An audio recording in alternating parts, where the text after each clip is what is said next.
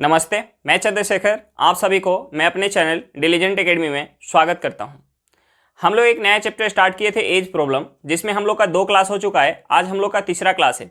पिछले 2 क्लास में हम लोग बहुत सारे बेहतरीन कंसेप्ट सीखे और उस पर क्वेश्चन प्रैक्टिस किए। आज के क्लास में हम लोग और भी बेहतरीन क्वेश्चन देखने वाले हैं जो एग्जाम के लिए काफ़ी ज़्यादा इंपॉर्टेंट है। चलिए हम लोग क्वेश्चन की तरफ चलते हैं। इससे पहले अगर आप मेरे चैनल पर नए हो तो पहले चैनल को सब्सक्राइब कर लें और बेल आइकन को प्रेस करना बिल्कुल ना भूलें, ताकि आपको सबसे पहले लेटेस्ट नोटिफिकेशन मिलता रहे। चलिए अब हम लोग क्वेश्चन की तरफ चलते हैं। देखिए हमारा क्वेश्चन क्या दिया हुआ है। क्वेश्चन दिया है कि रोहित की वर्तमान आयु अपने पिता के वर्तमान आयु के 1/3 से 5 कम है। अब से 5 वर्ष बाद उन दोनों के आयु का योग 65 वर्ष हो जाएगा, तो पिता की वर्तमान आयु क्या है। हमें क्या निकालना है, पिता की वर्तमान आयु निकालना है। और हमें क्वेश्चन में क्या दिया है कि रोहित की वर्तमान आयु जो है पिता की वर्तमान आयु के 1/3 से 5 कम है। अगर पिता यानी फादर की अगर आयु x है, फादर की आयु x है, तो रोहित का क्या होगा। फादर की आयु अगर x है वर्तमान आयु, तो रोहित का क्या होगा x/3 - 5। यानी हमें दिया हुआ है कि पिता की वर्तमान आयु के 1/3 से 5 कम, यानी x का 1/3 से 5 कम हो जाएगा रोहित का वर्तमान आयु।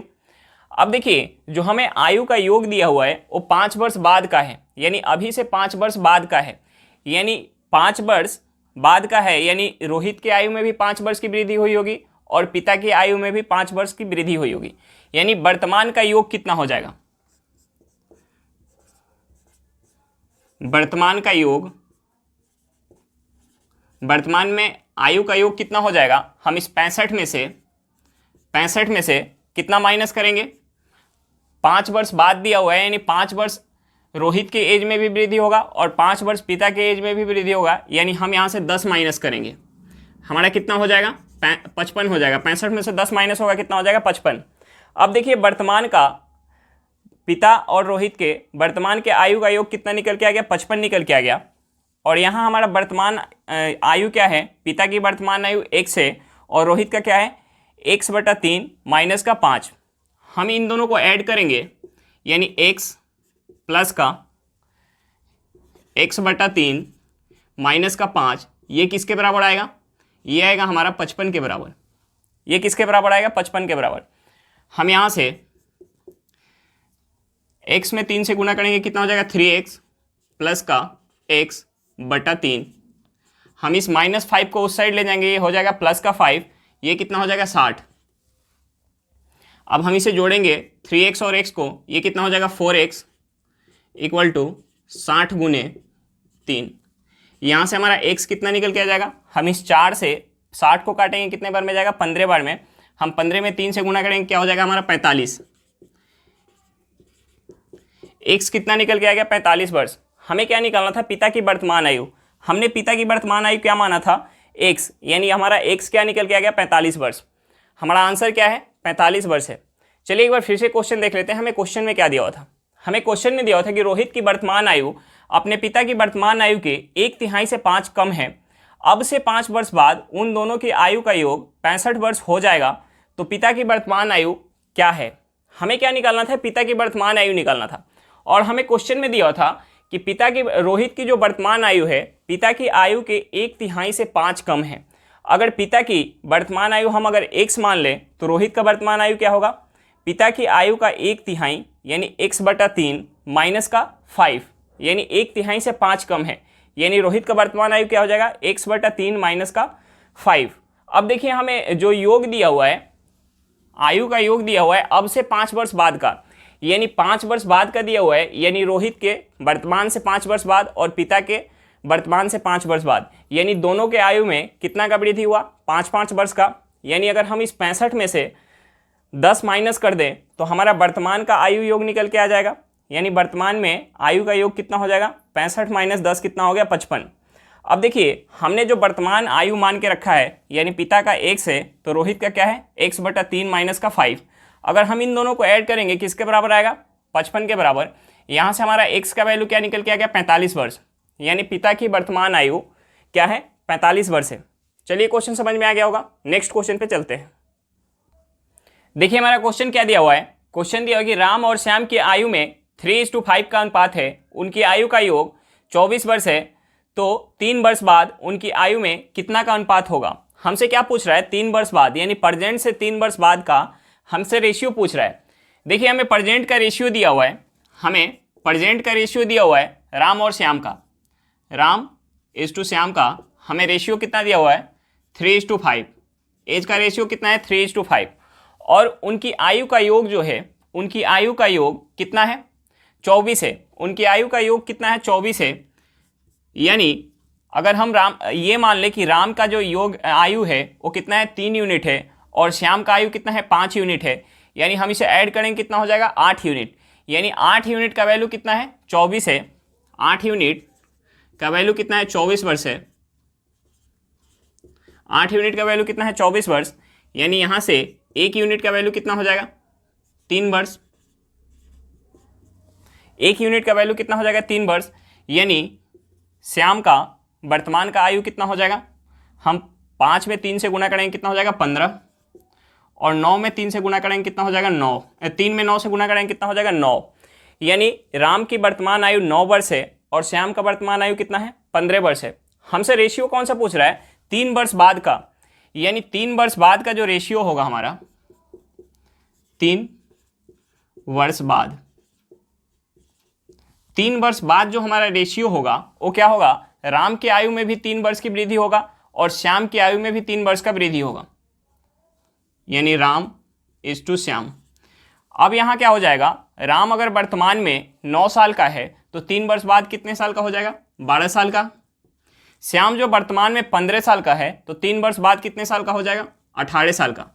हम इसे काटेंगे, इसे हम 6 से काटेंगे, ये कितने बार में जाएगा 2 बार में, ये कितने बार में जाएगा 3 बार में।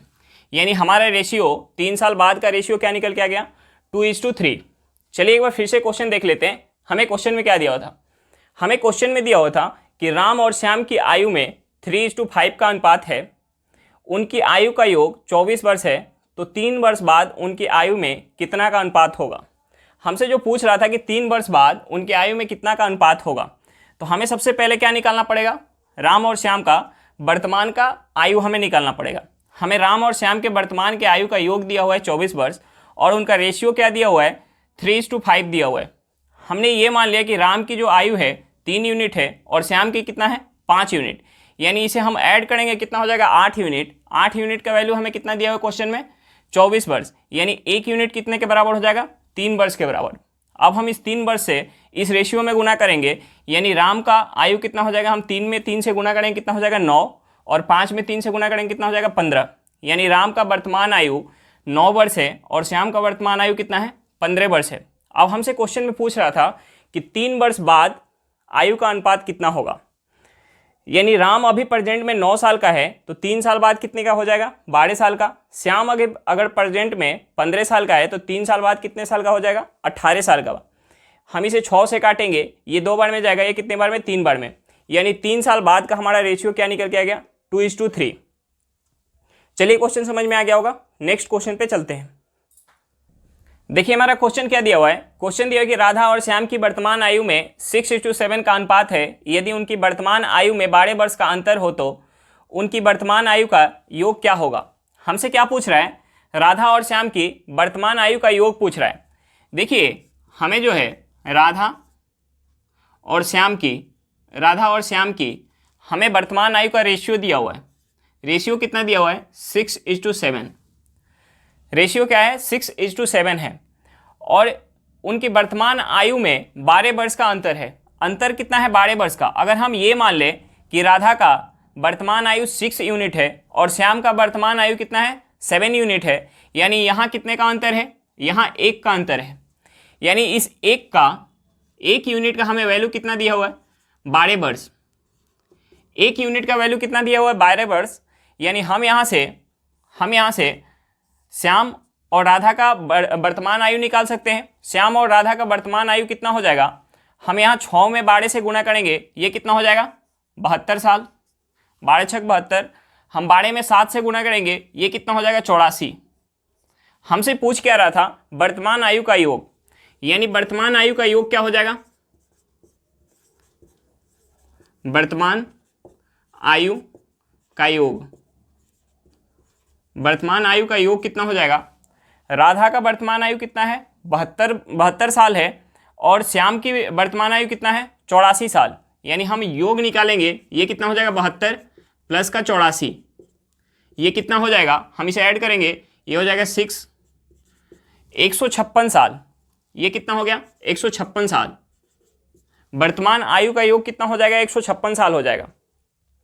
चलिए एक बार फिर से क्वेश्चन देख लेते हैं। हमें क्वेश्चन में क्या दिया हुआ था? हमें क्वेश्चन में दिया हुआ था कि राधा और श्याम की वर्तमान आयु में 6:7 का अनुपात है। यदि उनकी वर्तमान आयु में 12 वर्ष का अंतर हो तो उनकी वर्तमान आयु का योग क्या होगा? हमसे क्या पूछ रहा था? उनकी वर्तमान आयु का योग। तो हमें सबसे पहले क्या निकालना पड़ेगा? उनकी वर्तमान आयु निकालना पड़ेगा, यानी राधा और श्याम की वर्तमान आयु निकालना पड़ेगा। हमें क्वेश्चन में क्या दिया हुआ था? वर्तमान आयु का हमें रेशियो दिया हुआ था। रेशियो कितना दिया हुआ था? 6:7। हमने मान लिया कि राधा की जो आयु है वो 6 यूनिट है और श्याम की आयु कितनी है? 7 यूनिट। यानी यहाँ डिफरेंस कितने का है? 1 यूनिट का। लेकिन हमें क्वेश्चन में ये दिया हुआ है कि उनकी वर्तमान आयु में 12 वर्ष का अंतर है। यानी इस 1 यूनिट का वैल्यू कितना है? 12 वर्ष है। तो 6 यूनिट का कितना हो जाएगा? 72 वर्ष। और 7 यूनिट का कितना हो जाएगा? 84 वर्ष। अब हमसे क्या पूछ रहा था? उनकी वर्तमान आयु का योग। वर्तमान आयु का योग कितना हो जाएगा? हम इस 72 में 84 को ऐड करेंगे, हमारा कितना निकल के आ गया? 156 वर्ष, यानी 156 साल। चलिए क्वेश्चन समझ में आ गया होगा। नेक्स्ट क्वेश्चन पे चलते हैं। देखिए हमारा क्वेश्चन क्या दिया हुआ है। क्वेश्चन दिया कि 5 वर्षों के बाद गोपी एवं सुधा के उम्र का अनुपात 4:5 हो जाएगा यदि दोनों के वर्तमान आयु का योग 17 वर्ष हो तो गोपी की वर्तमान आयु क्या है? हमें क्या निकालना है? गोपी की वर्तमान आयु निकालना है। और हमें जो रेशियो दिया हुआ है वो रेशियो क्या है? प्रेजेंट से 5 वर्ष बाद का है। यानी प्रेजेंट से 5 साल बाद का हमें रेशियो दिया हुआ है और हमें जो वर्तमान आयु का योग दिया हुआ है। क्वेश्चन में क्या दिया हुआ है? वर्तमान आयु का योग दिया हुआ है। तो हम सबसे पहले ये निकालेंगे कि 5 वर्ष बाद, यानी वर्तमान से 5 वर्ष बाद उनके आयु का योग क्या होगा। 5 वर्ष बाद हमें वर्तमान के आयु का योग कितना दिया हुआ है? वर्तमान के आयु का योग हमें दिया हुआ है 17 वर्ष। यानी 5 वर्ष बाद आयु का योग कितना होगा? आयु का योग देखिए वर्तमान में कितना है? वर्तमान में आयु का योग 17 वर्ष है।